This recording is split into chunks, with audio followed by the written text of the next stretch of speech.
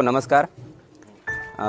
हम अपने गांव में जो क्षेत्र में आए हैं और देखिए हमारे समाज में जो कमी यह है कि हमारे जो क्षेत्र के जो भी हमारे समाज के लोग नौकरी करते हैं, कोई बिजनेस करते हैं, लेकिन हमारे समाज के लिए जो है कट जाते हैं। वो कट इस जाते हैं कि वो अपना सिर्फ संपत्ति बनाने में रह जाते हैं। मान लीजिए सभी लोग जानते हैं कि हम पोस्ट ऑफिस में जॉब करते हैं, सभी लोग जानते हैं, लेकिन पोस्ट ऑफिस की स्कीम्स के बारे में लोग नहीं जानते होंगे।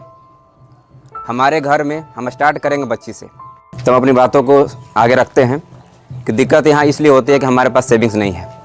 हमारे गार्जियन लोग, हमारे जो भी हैं नवयुवक जो कमाने जाते हैं, वो सिर्फ जो है दूसरी चीज़ों में ध्यान दे रहे हैं। अपने बच्चे के फ्यूचर के लिए ध्यान नहीं दे रहे हैं। क्यों ध्यान नहीं दे रहे? क्योंकि उन्हें जानकारी नहीं है, अवेयरनेस नहीं है, जागरूकता नहीं है उनके अंदर।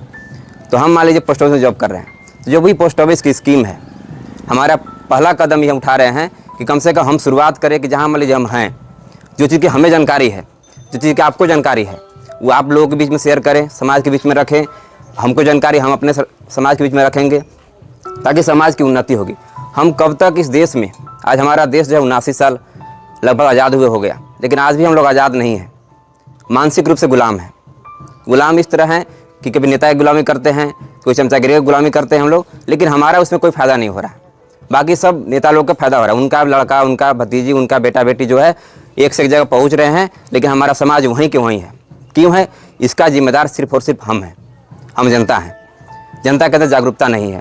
हम जब वोट देते हैं तो कभी नहीं पूछते हैं उसे कि हमारे आने वाला 5 साल में आप क्या करेंगे, कभी नहीं पूछते हैं। लेकिन वही दुकान पर जाते हैं हम अनार लेने, सेव लेने, तो पूछते हैं 5 बार उससे भाव पूछते हैं हम, और 4 बार कम कराने की कोशिश करते हैं कि 70 रुपये है तो हमको 50 रुपये दे दीजिए, 60 रुपये दे दीजिए, बार्गेनिंग करते हैं। लेकिन जहाँ हमारा वोट देके हमारा 5 साल भविष्य डिसाइड होने वाला है, वहाँ हम कुछ भी नहीं पूछते हैं। सिर्फ और सिर्फ वोट देते हैं हम। कोई 100 रुपये दे दिया, कोई 200 रुपये दे दिया, कोई दारू पानी दे दिया, आपको उसी में वोट उसको दे दिए। हमारे जो बैक के जनरेशन है, मान लीजिए हमारे दादा हो गए, हमारे चाचा हो गए, वो जो लोग हैं मानसिकता बना हुआ कि हम उसको वोट देंगे, जाति के नाम पे वोट देंगे, कि जाति हमारा है वो उसको वोट देंगे। जाति से वोट नहीं होता है। आप समाज में उस व्यक्ति को चुने जो आपके लिए करे, जो इस प्रकार करे कि आपका समाज में उन्नति हो।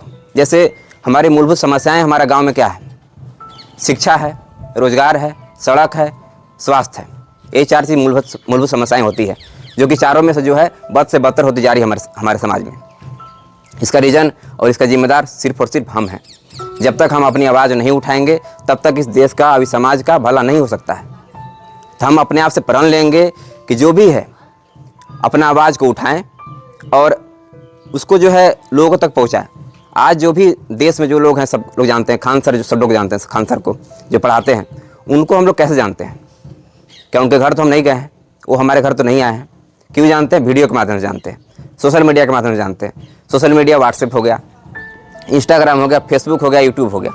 हम लोग सिर्फ उस पर फालतू के वीडियो देख रहे हैं, स्क्रॉल कर रहे हैं दिन भर। आज 2 GB जो डाटा मिल रहा है फ्री में, तो आपको उसी से यूज़ कर रहे हैं। हमारा काम ही हो गया है वो। पहले जो काम क्या होता था कि हम धान रोपने जा रहे हैं, हमारा वो काम है। लेकिन अब नवयुवक लोगों का काम क्या है कि हम 2 GB कैसे ख़त्म करें, कहीं बच जाए तो हमारा बेकार तो नहीं चल जाए।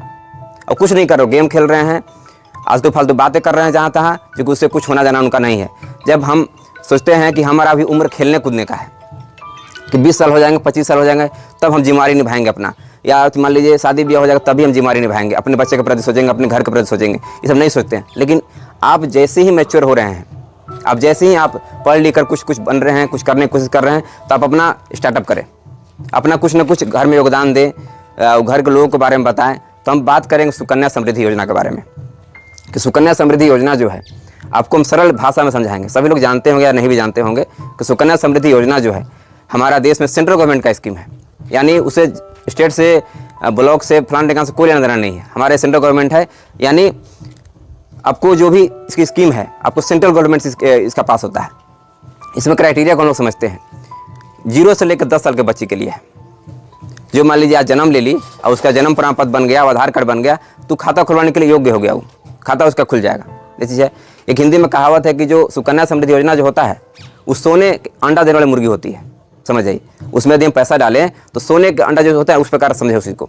जैसे मान लीजिए हम 1000 महीना जमा करते हैं, उसमें जमा करने का लिमिट जो है 500 रुपये से लेकर 1.5 लाख तक है एक फाइनेंशियल ईयर में। फाइनेंशियल हम लोग समझते हैं कि 1 अप्रैल से लेकर 31 मार्च तक रहती है, 1 साल का फाइनेंशियल उसको बोलते हैं, वित्तीय वर्ष बोलते हैं उसको हम लोग। ये चीज़ हो गया।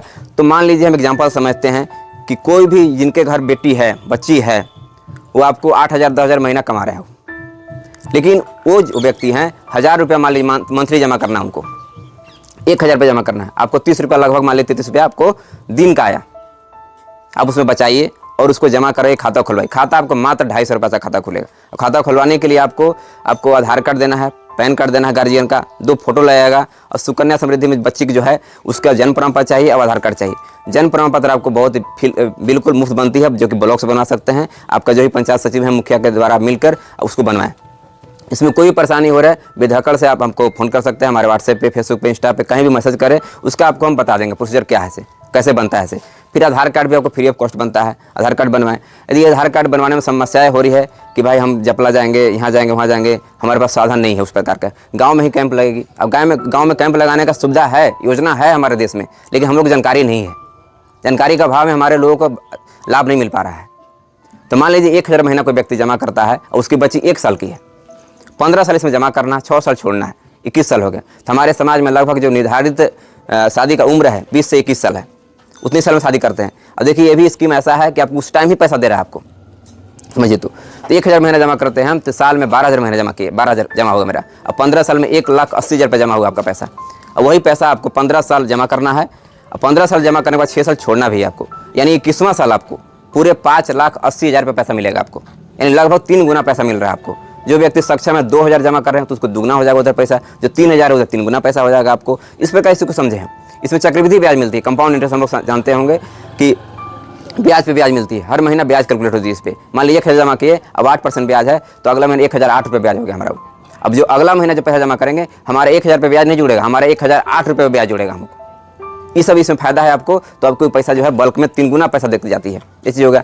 अब देखिए पैसा को निकालने का क्या है, आप शादी समय पैसा निकाल सकते हैं, या फिर मान लीजिए 18 साल की लड़की हो गई आपकी, उसको चाह रहे हैं कि भाई मेडिकल में, इंजीनियरिंग में, कोई और नर्सिंग में हम एडमिशन कराना चाहते हैं, हमारे पास पैसा है, उस पैसे को निकालें। 50% आप विड्रॉल निकाल सकते हैं। मान लीजिए 5 लाख जमा है आपका पैसा, तो 2.5 लाख रुपये उस पैसे को निकाल सकते हैं, सिर्फ और सिर्फ पढ़ाई के नाम पे, शादी के नाम पे नहीं।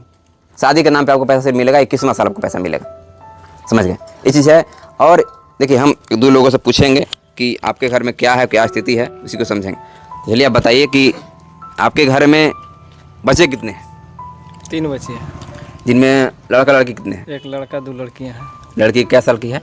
एगो 6 साल, एगो 4 साल। सुकन्या समृद्धि अकाउंट खुलवाया आपने? नहीं, क्यों नहीं खुलवाए? जानकारी का अभाव। जानकारी का अभाव में। जानकारी हमें कौन देता है सब चीज़? जो हमारे समाज में जो उन्नति किए हुए लोग हैं, जो पढ़े लिखे लोग हैं, उन लोग जानकारी देते हैं। जो बाहर में रह रहे हैं, बाहर की जो दुनिया देख रहे हैं, लेकिन उन लोग क्या कर रहे हैं?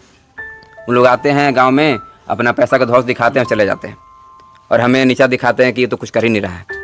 तो भाई जब आपको समाज एक मौका दिया है, आपको जब नौकरी मिला आपको सरकार से, तो उस चीज़ को लाभ दिलवाने के लिए आपका काम होना चाहिए, सर्वोपरि काम होना चाहिए, बिल्कुल ना चाहिए। अब देखिए आप बहुत लेट हो चुके हैं। सुकन्या समृद्धि योजना जब खुलाया जाए, आपके 6 साल की बच्ची है आपकी, ठीक है। अब मान लीजिए 6 साल और 15, 6 कितना हो गया? 21 साल, और 6 साल छोड़ना भी तो है हमको, उसमें 27 साल में पैसा मिलेगा आपको। पैसा का यूज है? कोई यूज नहीं है, क्योंकि हमारे बच्चे का 20 से 21 साल में शादी हो रहा है। 27 साल में होगा तो उसका शादी भी हो जाएगा, बाल बच्चा भी हो जाएगा, उसका पैसा गारंटी नहीं है आपको मिलेगा कि नहीं मिलेगा, चाहे वो पैसा लेके चली गई, फिर आपको कर्ज भी हो जाएंगे। तो ये समझेंगे आप। मान लीजिए इंश्योरेंस का नाम कितने लोग सुने हैं? सब लोग सुने हैं ना? कितने लोग पास इंश्योरेंस है? इंश्योरेंस आपके पास है, आपको मान लीजिए जानकारी है इसलिए इंश्योरेंस है। इंश्योरेंस का फ़ायदा बताइए।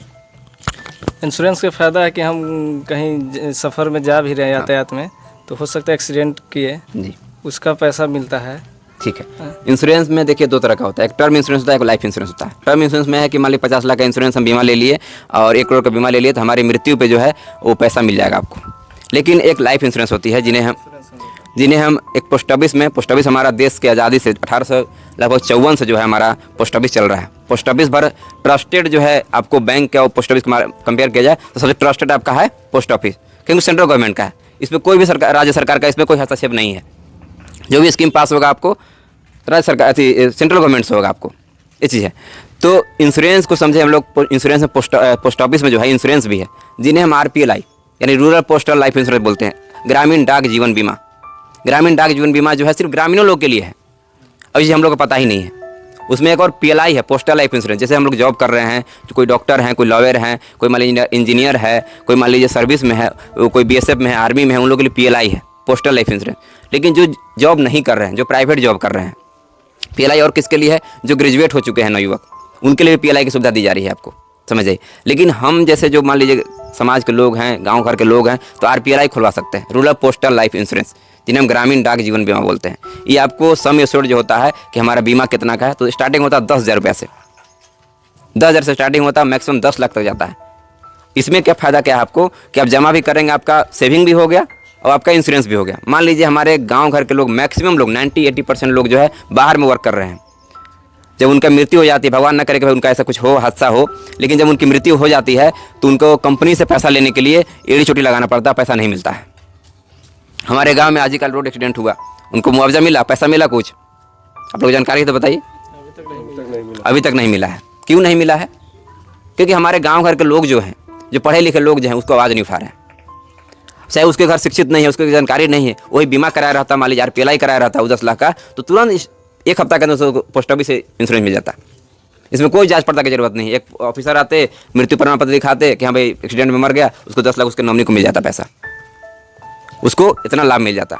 अब इंश्योरेंस ना होने के कारण ये सब चीज़ झेलना पड़ रहा है। जब आदमी का मृत्यु हो जाता है, जो मान लीजिए घर में कमाने वाला एक ही व्यक्ति है, उसकी मृत्यु हो जाता है, तो उसका फाइनेंशियल कंडीशन बद से बदतर हो जाता है। पैसा ही एक ऐसा चीज़ है आपको कि जो है फाइनेंशियली, इमोशनली चीज़ों से बाहर निकालती है। मान लीजिए कोई व्यक्ति दुख में है, उसको 10 लाख 20 लाख मिल जाए तो कम से कम दुख पूरा नहीं, लेकिन थोड़ा कम हो सकता है कि हमारा जो बच्चे हैं, कम से कम पढ़ने के लिए उनको दूसरे जगह हाथ नहीं फैलाना पड़ेगा। तो हम आशा करते हैं, वीडियो ज़्यादा लंबा हो जा रहा है, कि आप लोग इस चीज़ को समझे होंगे। और जो भी जानकारी आपको चाहिए, RPLI हो गया, इसमें देखिए हमारा इसमें कोई फ़ायदा नहीं है। हम लोगों को आपको भलाई का, हमारा आज प्लान था मॉडर्न तरफ जाने का, कि जो आदिवासी बेल्ट है वहाँ पे जाने का, लेकिन हम शुरुआत किए कि भाई अपना गाँव से शुरुआत करेंगे। कोई भी चीज़ अपना घर को पहले ठीक करता है, इसके बाद हम दुनिया को ठीक करेंगे, समझेगा ना। इसलिए मैं शुरुआत यहाँ से किए हैं। अब बहुत लोगों का शिकायत रहता है, हम लोग चर्च चुनाव में घूमते हैं तो कहते हैं कि गांव में कुछ करवे नहीं करते, गांव से स्टार्ट नहीं करते। देखिए हमारा पहला कदम गांव से ही है, तो आप लोग इसमें साथ दें। और हम हर संडे को जो हमारा प्लान है, आपको गांव में क्षेत्र में ही मिलेगा। आपको हमारा जो आठों पंचायत है, एक तरह से इधर आठों पंचायत में अपना टाइम देंगे। संडे को हम कैंप लगवाएंगे, हम कैंप में बताएंगे कि आधार कार्ड कैसे बन रहा है। आधार कार्ड ऐसे समस्या है आपको दोस्तों कि आपको हर घर में कुछ ना कुछ समस्या है। किसी का जन्म तिथि खराब है, किसी का नाम खराब है, किसी का पिताजी का नाम खराब है, सुधार नहीं हो पा रहा है। क्यों नहीं सुधार हो पा रहा? क्योंकि जानकारी नहीं है। आधार सेंटर में विजिट करते हैं, ऑपरेटर लोग इतना भीड़ भाड़ में रहते हैं कि उन्हें बताने का टाइम नहीं, बताते हुए समझ में नहीं आता है। हम भी आधार ऑपरेटर, हम भी लगभग 4 साल का एक्सपीरियंस है हमको। अब 20,000 आधार बनाने का एक्सपीरियंस है मेरे पास। लगभग 20,000 आधार हम खुद से बनाए हैं लोगों का, और मदद की है। गढ़वा में जब मेरा है तो गढ़वा, पलामू और लातेहार मिला के तीनों डिवीज़न जो है, आपको हमारा नाम आप कहीं भी पता करेंगे पोस्ट ऑफिस में कि दीपक कुमार कोई एक व्यक्ति हैं, तो बोलेंगे हाँ वो आधार वाले ना, ये हमें अपना पहचान बना है। तो हम चाहते हैं कि जब अपनी हमारे अंदर हुनर है, हमारे अंदर जानकारी है, तो हम लोगों को बताएं कि कैसे क्या सुविधाएं आपको जो है मिल सके कम से कम। तो धन्यवाद। और इस पर हम चाहते हैं कि हमारे क्षेत्र के जो हैं हमारे पिताश्री माननीय श्री कृष्णा बैठा जी हैं, तो हम उनसे चाहेंगे कि भाई वो अपना समाज के प्रति जो है लोगों को जागरूक करें और कुछ बोले। आपके चैनल को बहुत बहुत धन्यवाद। और जो हमारे साथ बैठे हुए हैं उनको भी मैं आभार प्रकट करता हूं। और मैं भागवती के चरणों में नमन करते हुए आप सबों को भविष्य का उज्जवल की कामना करता हूं। आज जो हमारा प्रोग्राम था, हम जो आए हुए थे, हमारे जो आज ये महापर्व छठ का पर्व जो चल रहा है, आज छठ का दूसरा दिन है, तो हम सभी लोग अपने छठ घाट का निरीक्षण करने आए हुए थे। और हमारे गांव में जो छठ की घाट की जो समस्या है बहुत ही दयनीय है। इसकी समस्या को समाधान के लिए हम लोगों ने माननीय विधायक तक आवाज़ को पहुंचाया है, CO तक पहुंचाया है, BDO तक पहुंचाया है, अनुमंडल पदाधिकारी तक पहुंचाया गया है। लेकिन फिर भी आज ये डंडीला की जो समस्या है, छठ घाट की समस्या है, वो समाधान अभी नहीं हुआ है। लगातार हम लोग प्रयासरत हैं कि इसकी समस्या का समाधान हो जाने से हमारे हजारों गांव के जो छठ व्रती हैं, श्रद्धालु हैं, उनको आने जाने बैठने उठने में सहूलियत मिलेगा, सुकून मिलेगा, ताकि हमारा क्षेत्र में भी डंडीला गांव का तमाम लोगों जगह जानता है। अभी डंडीला गांव हुर्रे हुसैनाबाद ही नहीं, पलामू और कभी कभी ऐसा मौका भी आया है कि झारखंड में भी चर्चित हुआ है हमारा गांव। तो कुछ कुछ मामले में हम लोग पिछड़ते जा रहे हैं। हमारे समाज में जो कमियां हैं, हमारे कुछ बीच के लोग, समाज के जो कुछ चुने लोग हैं, जो उनका भी मैं आग्रह करूंगा कि इस तरह की नौबत ना आए कि जो हमारे समाज में, हमारे गांव की बदनामी हो, हमारे क्षेत्र में गांव की बदनामी हो। मैं उनसे भी आग्रह करूंगा कि समाज का जो हित का काम है उसमें सभी का सहयोग होना चाहिए। अगर कहीं थोड़ा सा अपना व्यक्तिगत स्वार्थ उसमें जा रहा है तो उसको त्यागने की ज़रूरत है, ताकि हमारा समाज खुशहाल रहे, क्षेत्र में नाम रहे। यही सब हमारा उद्देश्य के लिए आज आए हुए हैं। और हम तमाम लोगों के आपकी जो बताई हुई योजना का भी मैं चाहूँगा कि सभी लोगों से आग्रह करेंगे कि जो सरकार की योजनाएं चलाई जा रही है, पोस्ट ऑफिस के माध्यम से हो चाहे बैंक के माध्यम से है, जो सरकार की सारी सुविधाएं जो सरकार दे रही है उसको आप लोग जानकारी लीजिए, उस पर अमल करिए, अपने भविष्य को निखारिए और अपने बाल बच्चों का भविष्य को उज्जवल बनाएं। चलिए, बहुत बहुत धन्यवाद। तो देखिए, इन्होंने बताया कि हमने उच्च पदाधिकारी को भी इन्फॉर्मेशन किया है। तो मान लीजिए, देखिए, जनता मालिक होती है इस लोकतंत्र देश का। यदि मान लीजिए सुनवाई नहीं होती तो हम लोग धरना दीजिए, आप लोग ब्लॉक पे जाके, जहाँ तक हमको जानकारी है कि ज़मीनी मामला जो है सीओ द्वारा होता है, तो जो है आप लोग धरना दीजिए जाके, और उसी जो मांग है वो किया जाए। देखिए, समाज में हम लोग, मनुष्य का जन्म जो हुआ है अपने लिए जीने के लिए तो आया ही है, लेकिन दूसरों के लिए जीना ही मनुष्य का धर्म होता है। और मनुष्य का परिभाषा यही है कि हम दूसरों के लिए क्या कर रहे हैं, दूसरों के लिए क्या, कौन सी सुविधाएं जो प्रोवाइड कर रहे हैं या सुविधाएं उनको दे रहे हैं।